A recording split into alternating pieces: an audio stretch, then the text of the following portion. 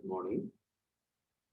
Today we are going to discuss about patient information leaflet, that is denoting as PIL.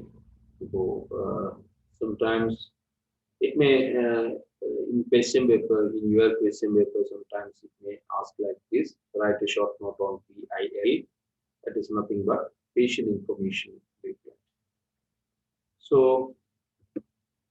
patient information leaflet എന്ന് പറഞ്ഞാൽ അതിന്റെ ആ മൂന്ന് വേർഡുകൾ നമുക്കൊന്ന് ക്ലിക്ക് ചെയ്ത് കഴിഞ്ഞാൽ അതിന്റെ മീനിങ് കറക്റ്റ് ആയിട്ട് കിട്ടും. അതായത് the first one is patient. Patient എന്ന് പറയുമ്പോൾ നമുക്കറിയാം രോഗിയുമായി ബന്ധപ്പെട്ട ഇൻഫർമേഷൻസിന്റെ അടങ്ങിയ ഒരു നേരെ എന്റെ ഡയറക്റ്റ് മലയാളം പറഞ്ഞു ലാംഗ്വേജ് റീജിയണൽ ലാംഗ്വേജിലേക്ക് നമ്മൾ അതിനെ കൺവേർട്ട് ചെയ്താൽ ഇറ്റ് ഇസ് നത്തിങ് ബട്ട് പേഷ്യന്റുമായി ബന്ധപ്പെട്ട അതിന്റെ ട്രീറ്റ്മെന്റുമായി ബന്ധപ്പെട്ടതോ അല്ലെങ്കിൽ അതിന്റെ മെഡിക്കേഷനുമായി ബന്ധപ്പെട്ടതോ ആയ ഒരു ഇൻഫർമേഷൻ അടങ്ങിയിട്ടുള്ള ഒരു സ്ക്രിപ്റ്റിനെയാണ് നമ്മൾ പേഷ്യന്റ് ഇൻഫർമേഷൻ ജനറൽ ആയിട്ട് പറയുന്നത്.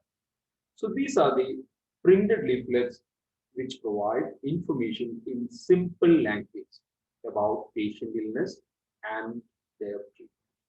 So അതിന്റെ exact definition എന്ന് പറയുന്നത് these are the printed leaflets which provide information in simple language. Simple language is very important. It should not contain any medical, very difficult language should not contain. Usually it will contain a simple language about the patient illness. പേഷ്യന്റുമായി ബന്ധപ്പെട്ട പേഷ്യന്റിന്റെ രോഗവുമായി ബന്ധപ്പെട്ട കാര്യങ്ങളും അതുപോലെ തന്നെ അതുമായി ബന്ധപ്പെട്ട ട്രീറ്റ്മെന്റുകളുമാണ് ഇതിനകത്ത് ഉള്ളത്. അത് പ്രിന്റ് ചെയ്ത് ഒരു ഫോർമാറ്റിലാക്കിയിട്ടുണ്ടെങ്കിൽ അതിനെയാണ് നമ്മൾ പേഷ്യന്റ് ഇൻഫർമേഷൻ ലീഫ്ലെറ്റ് വിളിക്കുന്നത്. It includes specific information about various medical conditions, doses, side effects, etc.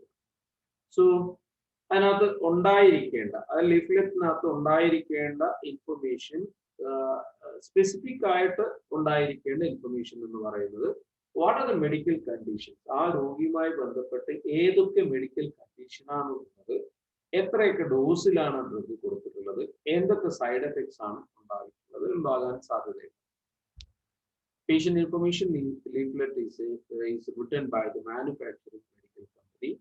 അപ്പോൾ സ്വാഭാവികമായിട്ടും നമ്മളൊരു പേഷ്യന്റ് അത് കൊടുക്കുമ്പോൾ ഉണ്ടാകുന്ന ഡീറ്റെയിൽസ് അതിന്റെ ക്ലിനിക്കൽ ഡയറക്ഷൻസ് വെച്ചുകൊണ്ട് മാനുഫാക്ചറിങ് കമ്പനിയാണ് ഇത് പ്രിസ്ക്രൈബ് ചെയ്തിരുന്നത്. അപ്പോൾ പേഷ്യന്റ് ഇൻഫർമേഷൻ ലീഫ്ലെറ്റ് നമുക്ക് കിട്ടുമ്പോൾ ഒരു പേഷ്യന്റുമായി ബന്ധപ്പെട്ട ഒരു ഡ്രഗ് കൊടുത്താൽ എന്തൊക്കെ ഇമ്പാക്റ്റുകൾ ഉണ്ടാകുന്നു, അല്ലെങ്കിൽ അതിന് എന്തൊക്കെ ഇൻഫർമേഷൻസ് ഫാർമക്കോളജിക്കലി എന്താ പേഷ്യന്റെ ഇൽനെസ് എന്തൊക്കെയായിരുന്നു, അതിനെന്തൊക്കെയാണ് ട്രീറ്റ്മെന്റുകൾ. അപ്പോൾ നമ്മുടെ drug profile patient information leaflet എടുത്തു കഴിഞ്ഞാൽ അതിനകത്ത് നമുക്ക് അത് വായിച്ചു കഴിഞ്ഞാൽ ഈ രോഗിക്ക് ഫോർ എക്സാമ്പിൾ ഒരു കിഡ്നി ഫെയിലിയർ പേഷ്യന്റിന് നമ്മൾ ഈ ഡ്രഗ് എത്ര കൊടുക്കണം, ഇത് കൊടുത്താൽ എന്തൊക്കെ കോംപ്ലിക്കേഷൻസ് ഉണ്ടാവും, അതുമായി ബന്ധപ്പെട്ട എല്ലാ ഡീറ്റെയിൽസും മാനുഫാക്ചറിങ് കമ്പനി ഒരു സിമ്പിൾ ലാംഗ്വേജിൽ, അതായത് എവ്രിബഡി ക്യാൻ റീഡ് ദിസ് എന്നുള്ളതാണ്. അപ്പൊ നമുക്ക് ഉദാഹരണത്തിന് പറഞ്ഞു കഴിഞ്ഞാൽ ഇപ്പൊ നമ്മുടെ ഒരു ഗുഡ് നൈറ്റിന്റെ ഒരു വാങ്ങിക്കുമ്പോൾ അതിനകത്ത് നമുക്കൊരു ഫോൾഡ് ചെയ്ത് വെച്ച് പല ലാംഗ്വേജിൽ, അതായത് ഹിന്ദി ഉണ്ടാവും, ഇംഗ്ലീഷ് ഉണ്ടാവും, മലയാളത്തിൽ ഉണ്ടാവും, തമിഴ് ഉണ്ടാവും, കന്നഡ ഉണ്ടാവും, ഏതൊക്കെ ലാംഗ്വേജ് റീജിയണൽ ലാംഗ്വേജസ് അവൈലബിൾ ആണ് അതിനകത്തൊക്കെ വരുന്ന. അതുപോലെ മാനുഫാക്ചറിങ് കമ്പനിയാണ് ഇത് ചെയ്യുന്നത്. All licensed medicine need to carry such type of leaflet. അപ്പോൾ ഒരു ലൈസൻസ്ഡ് മെഡിസിൻ ആണെങ്കിൽ നിർബന്ധമായും അതിനകത്തൊരു ലീഫ്ലെറ്റ്സ് ഉണ്ടാവും.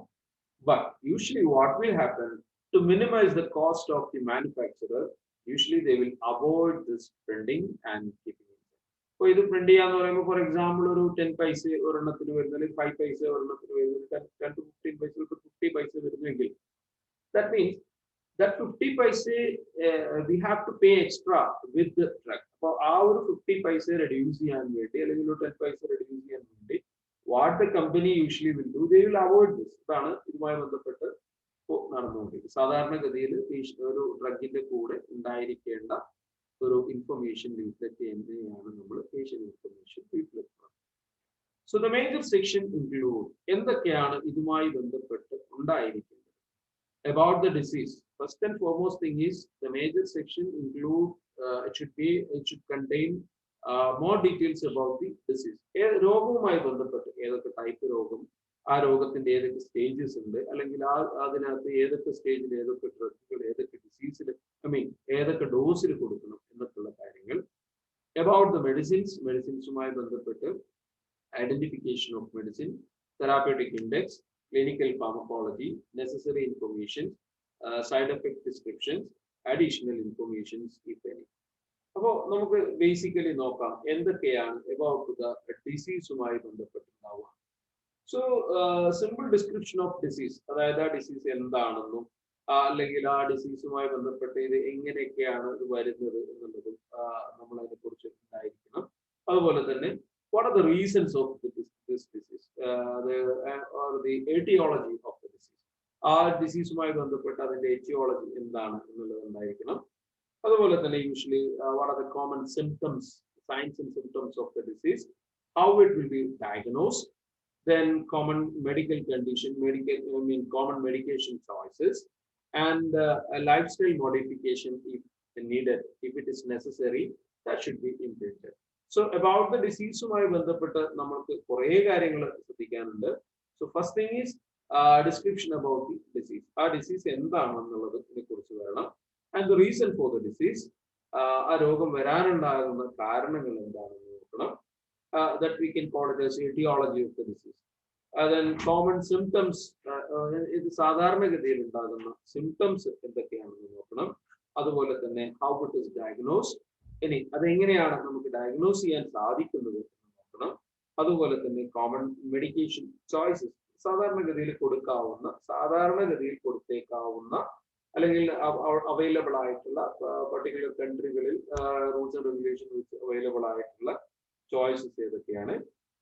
And obviously if there is any lifestyle modification is required, that should be implemented. അപ്പോൾ ഏതെങ്കിലും ജീവിത ശൈലി രോഗങ്ങളുമായി ബന്ധപ്പെട്ടതാണെങ്കിൽ ഇപ്പൊ ജീവിത ശൈലിയിൽ മാറ്റം വരുത്തണം. ഉദാഹരണത്തിന് ഡയബറ്റീസ്, മെലിറ്റസ്, ഹൈപ്പർ ടെൻഷൻ മുതലായ രോഗങ്ങളൊക്കെ ജീവിത ശൈലിയുമായി ബന്ധപ്പെട്ട് വന്നേക്കാവുന്ന ഒരു പോസിബിലിറ്റിയാണ്. So in that aspect we have to build the lifestyle modification. Okay. So next we are going to the about the medicines. മെഡിസിനുമായി ബന്ധപ്പെട്ട് എന്തൊക്കെയാണ് നമുക്ക് ചിന്തിക്കാനുള്ളത്. The first thing is identification of the medicine. That should be name of the medicine. Then pharmaceutical form of the medicine.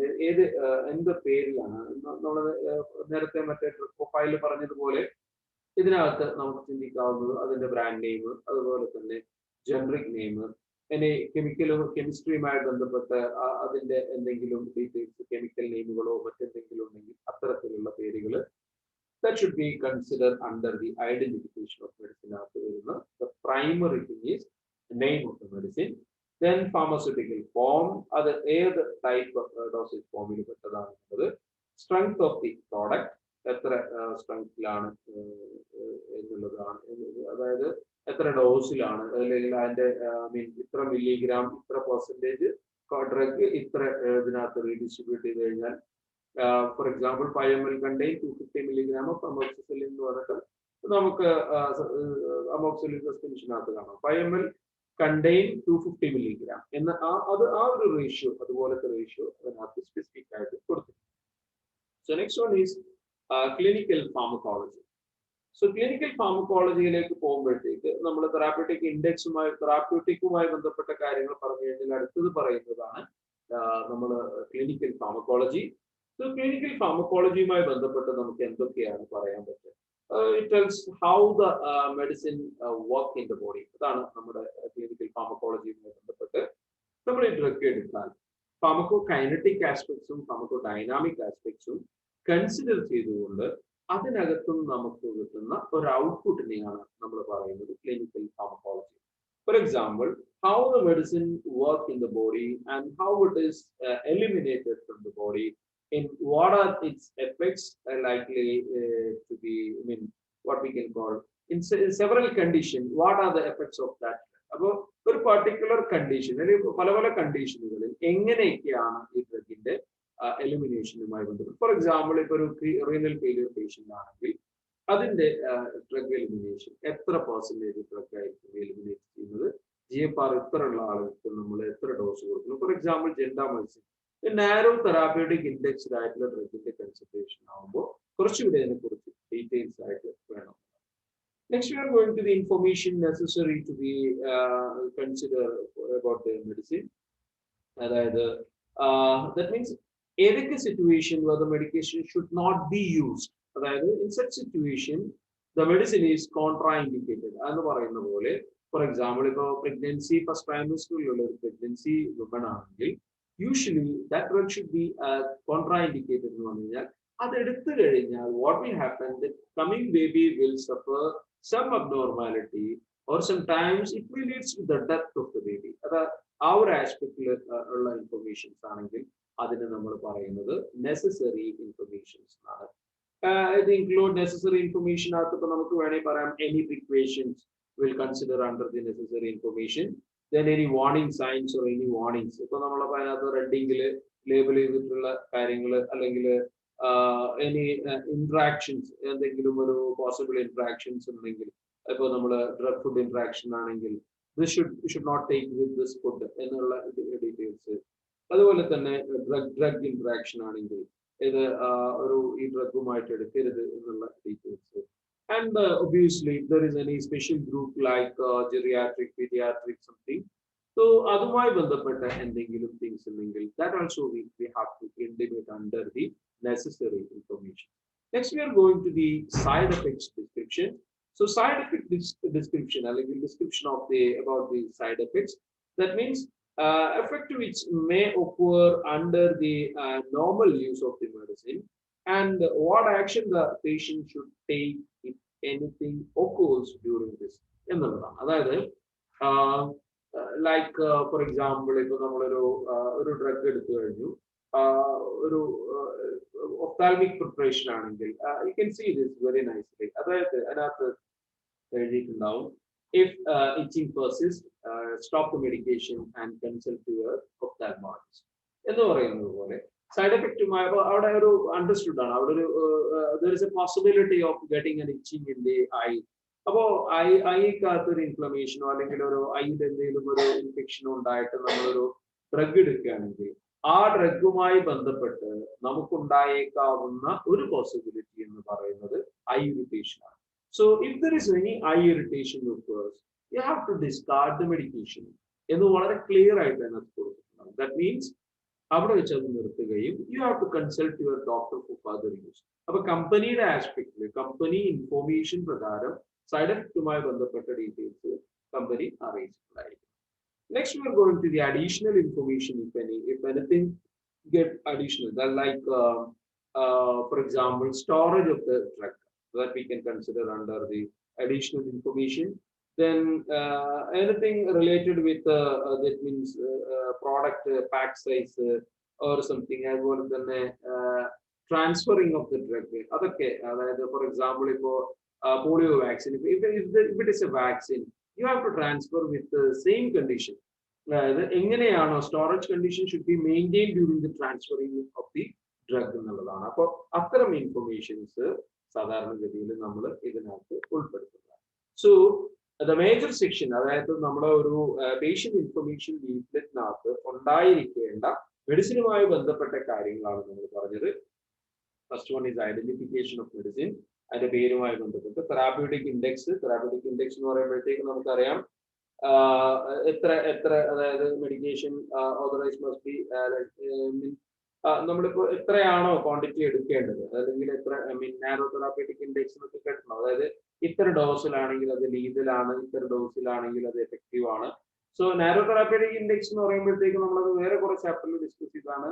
വളരെ short ആയിട്ടുള്ള, അതായത് ഡോസും അതുപോലെ തന്നെ അതായത് effective ഡോസും lethal ഡോസും തമ്മിൽ ക്ലോസ് പ്രോക്സിമിറ്റി ഉണ്ടെങ്കിൽ that type of drug we can consider under narrow therapeutic index. So therapeutic index എന്ന് പറയുമ്പോൾ എത്രയിലാണ് നമുക്ക് അതിന്റെ എഫക്റ്റീവ് ഡോസ്, ഇന്നതിൽ എത്ര മില്ലിഗ്രാം കഴിച്ചാൽ എഫക്റ്റീവ് ഡോസ് വരും, എത്ര മില്ലിഗ്രാം കഴിച്ചാൽ അതുപോലെ തന്നെ നമുക്ക് മറ്റ് ആംഗിൾ, അതായത് ലൈക്ക് ഡെത്ത് സംഭവിക്കും അല്ലെങ്കിൽ എന്തെങ്കിലും സിവിയർ അബ്നോർമാലിറ്റി സംഭവിക്കും. അതുപോലെ തന്നെ ക്ലിനിക്കൽ ഫാർമക്കോളജി നമ്മൾ പറഞ്ഞു, necessary information, side effects and additional information. What are the advantages of the patient information leaflet? നമുക്ക് നോക്കാം. Basically patient information leaflet allow to deliver in brief and organized manner. അപ്പൊ നമ്മൾ ഈ ഒരു ആംഗിളിൽ നമ്മളത് കൊടുത്തു കഴിഞ്ഞാൽ anybody can read this in a common language. You can read this, you can understand what is the content of this drug, അല്ലെങ്കിൽ why it is using, what are the complications of the drug, what should be avoided. അപ്പൊ നമുക്ക് അതുകൊണ്ട് further ഒരുപാട് നമുക്ക് hospitalisation പോലെ അല്ലെങ്കിൽ further treatment socio economic സ്റ്റാറ്റസുമായി ബന്ധപ്പെട്ട ഒരുപാട് കാര്യങ്ങൾ നമുക്ക് മെയിൻറ്റെയിൻ ചെയ്യാൻ പറ്റും. അതുപോലെ തന്നെ നെക്സ്റ്റ് അഡ്വാൻറ്റേജ് എന്ന് പറയുമ്പോഴത്തേക്ക് it is useful in creating awareness about the serious illness and communicable diseases.